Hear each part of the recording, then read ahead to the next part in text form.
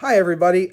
This is Brian Beisel here, Pastor Brian from Trinity Lutheran Church in Valley View and from Friedens Lutheran Church in Branch Township, and I am doing my youth devotion for this afternoon.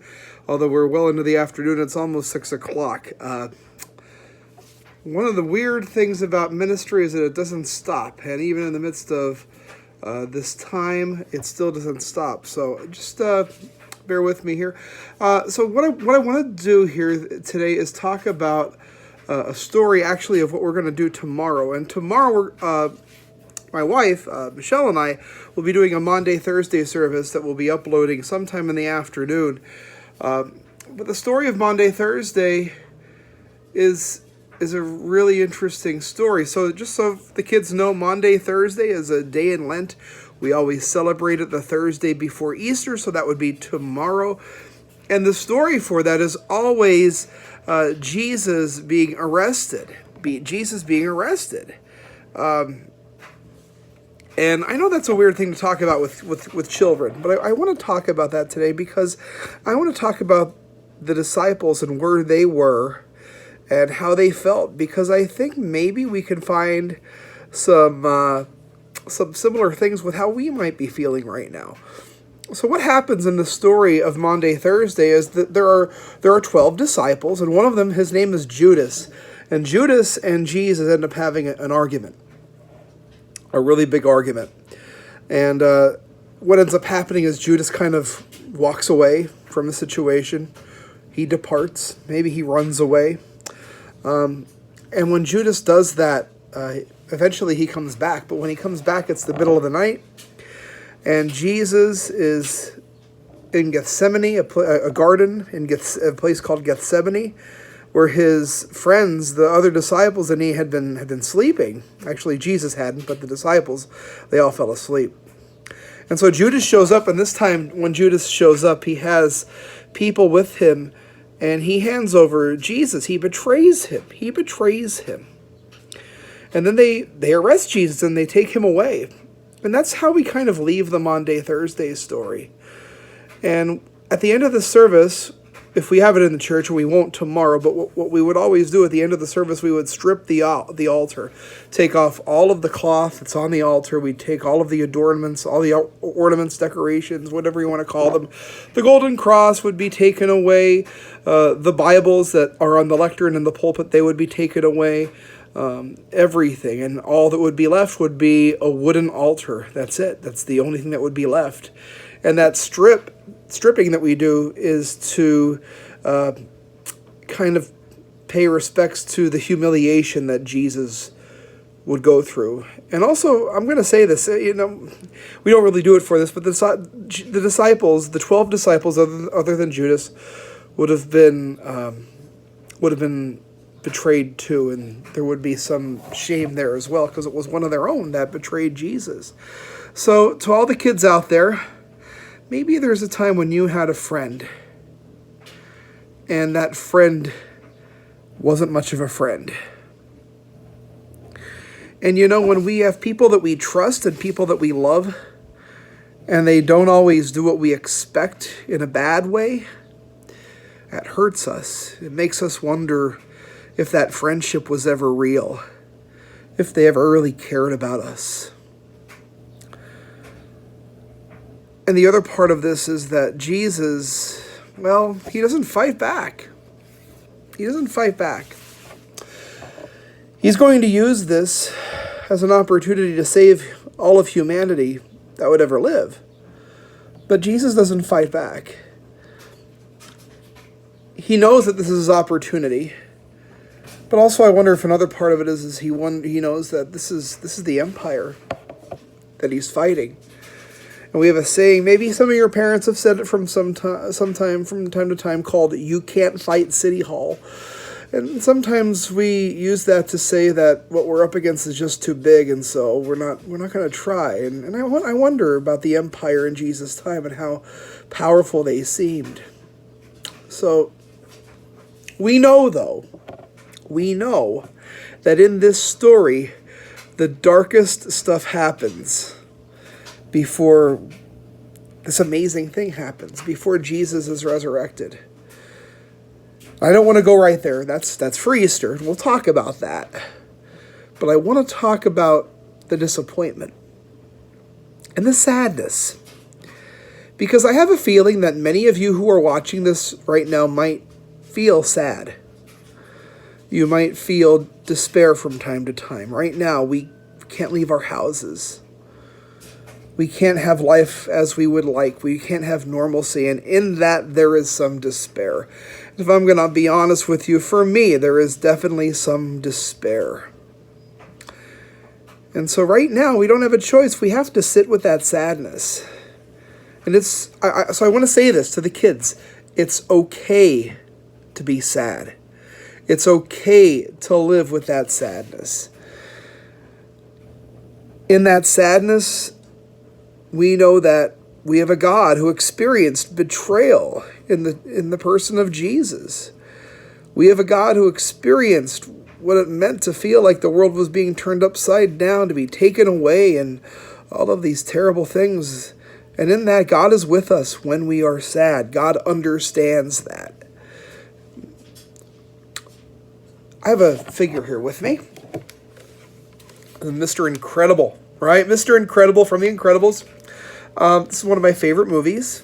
I just cleaned up this mess. Can't we keep it clean for 10 minutes? He talks.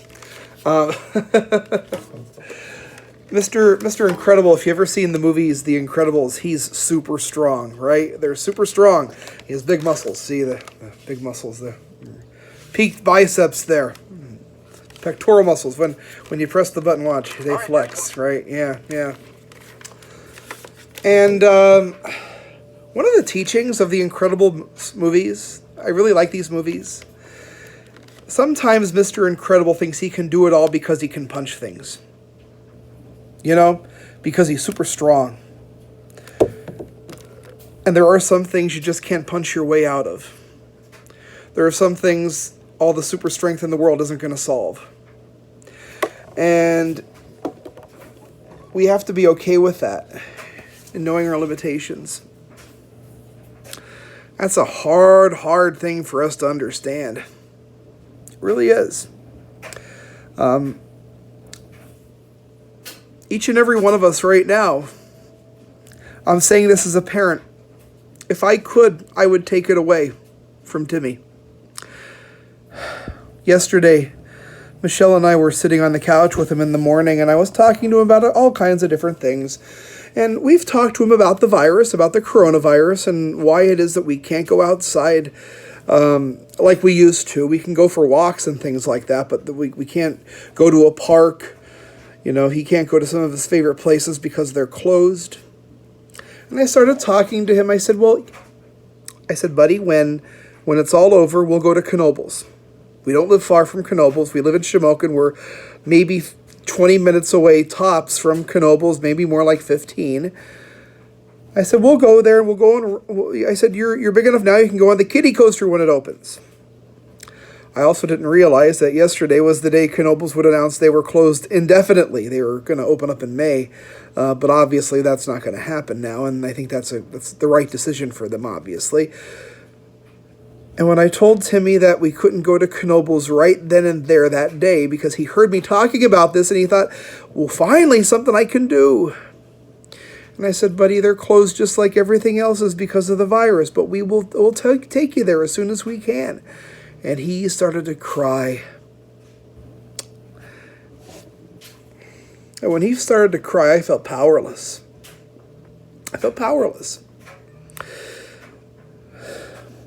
It's almost kind of appropriate that we go through all this stuff in Holy Week. You know, Jesus' arrest and his betrayal, his death. Because they remind us that there are times in life we have a wonderful and great God who loves us into being, but that doesn't mean that everything in life is easy. It does mean also that God goes through it with us. We have a God who, I like to say, he abides with us, meaning that he lives with us. He goes through all of these things with us. And just like we know that things are going to get better, but not yet, Jesus and the disciples, they live in that sadness on the eve of great happiness. So I have a song I'm going to play for you. This guy by the name of Bob Marley, I played one of his songs on my Facebook page. This is a very repetitive song, but this is a song that he wrote. Don't worry about a thing, 'cause every little thing is gonna be alright. Singing don't worry about a thing, 'cause every little thing is gonna be alright. Rise up this morning, smile with the rising sun. 3 little birds perched by my doorstep, singing sweet songs of melodies pure and true, singing, this is my message to you. Don't worry about a thing, 'cause every little thing is gonna be alright. Singing don't worry about a thing, 'cause every little thing is gonna be alright. Not gonna go any further with that because it's just the same thing over and over again. We're challenged to live in hope in a time when maybe it's hard for us to have that hope. That's what we're challenged to do.